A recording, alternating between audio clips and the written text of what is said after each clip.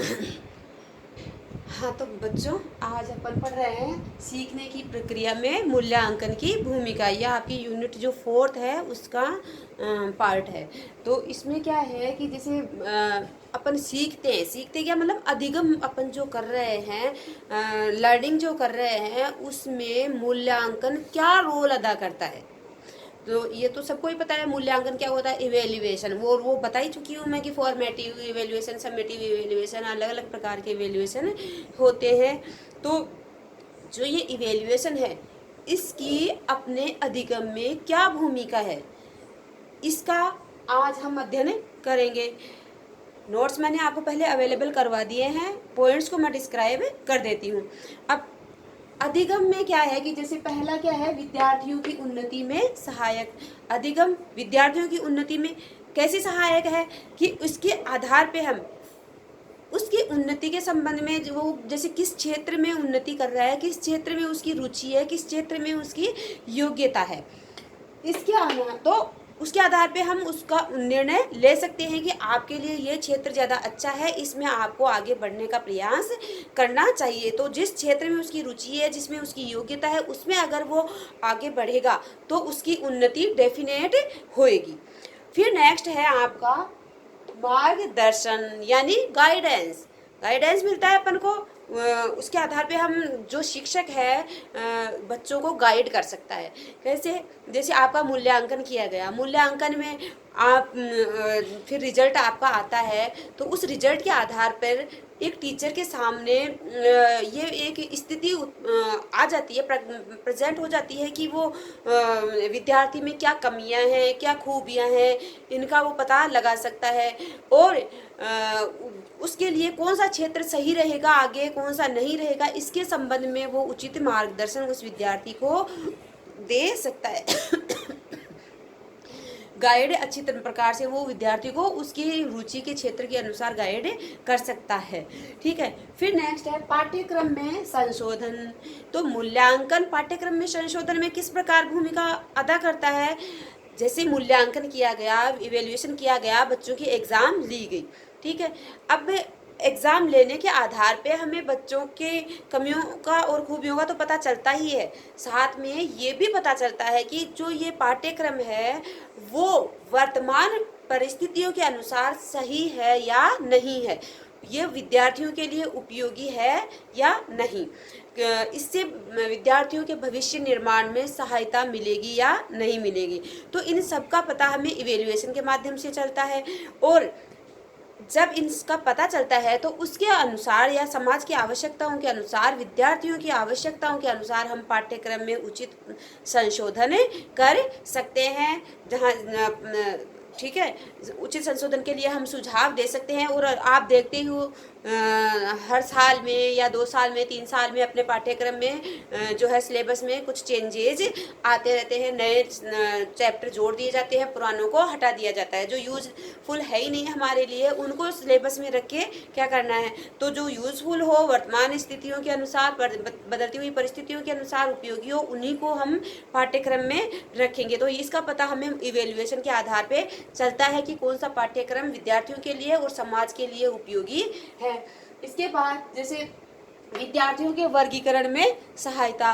मूल्यांकन विद्यार्थियों के वर्गीकरण में कैसे सहायता करता है, कैसे हेल्प करता है। पहले तो वर्गीकरण का मतलब क्या होता है ये समझो आप, कि वर्गीकरण जैसे सभी बच्चे एक ही मेंटल एबिलिटीज नहीं रखते हैं, सभी बच्चों में योग्यताएं समान नहीं होती है, सभी का जो है सीखने की जो क्षमता है वो अलग अलग होती है।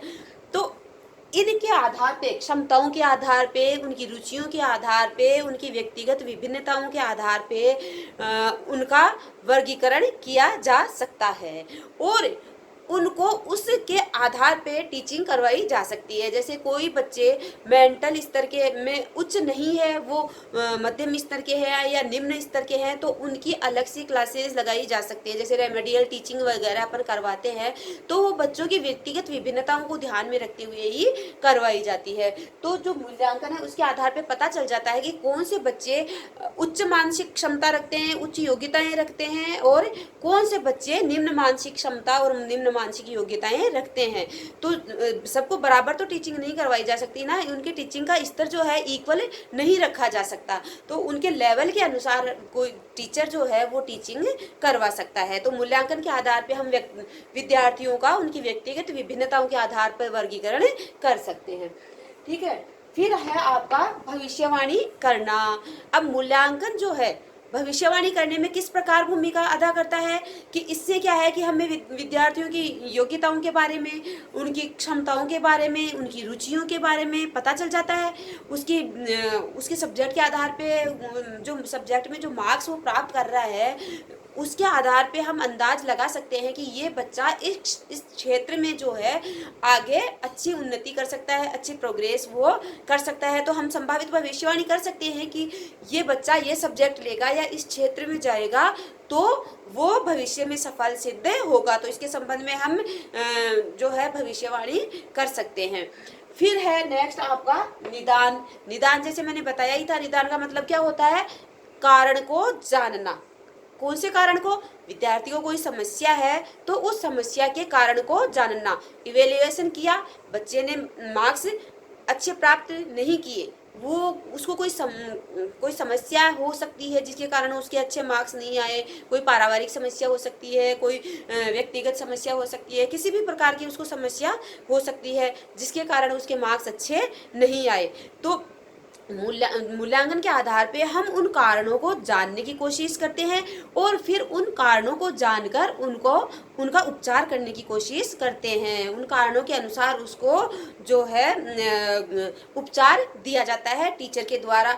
और वो उपचार कैसे दिया जाएगा? वही एक तो शिक्षण विधियों में परिवर्तन करके कि क्या पता उसने टीचिंग मेथड जो यूज़ किए वो टफ यूज़ किए जो बच्चों के मेंटल लेवल के अनुसार नहीं थे, या फिर वो जो है प्रैक्टिकली कोई चीज़ को समझा के बच्चों के जो है स्तर को बढ़ा सकता है, या अलग से क्लासेस लगा के बच्चों के जो समस्या है उसका समाधान वो कर सकता है। तो निदान में जो है वो मूल्यांकन महत्वपूर्ण भूमिका निभाता है। इसके बाद है अनुदेशन को प्रभावी बनाना।